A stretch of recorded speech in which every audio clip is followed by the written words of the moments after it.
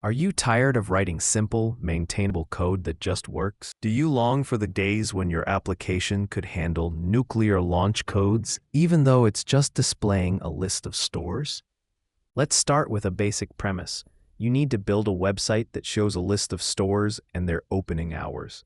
Option A, write a simple REST API with a few endpoints, basic error handling, and let the database do most of the work. Boring. Let me introduce you to option B, create a military-grade application with more error handling than actual business logic. Step 1. Never use a simple logger when you can implement a multi-layered, environment-aware, structured logging system with more configuration options than users. Because if your log entries aren't color-coded and ISO 8601 formatted, are you even programming? Step 2. Create a process tracker that tracks other processes that track more processes.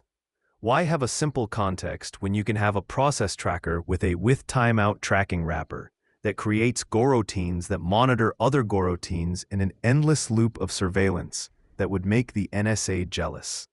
Look at this beauty.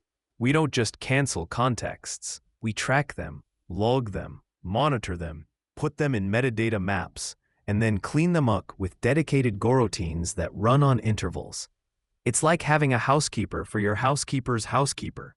Step 3. Configuration. Never hardcode when you can create an entire system to load environment variables with defaults for your defaults, and health checks that nobody will ever read. And make sure to add graceful shutdown procedures that could safely power down a nuclear reactor, even though your website just shows when the coffee shop closes. Oh no, someone requested a list of stores. Quick, spawn 3 goroutines, 2 channels, and implement a cancelable context with timeout tracking.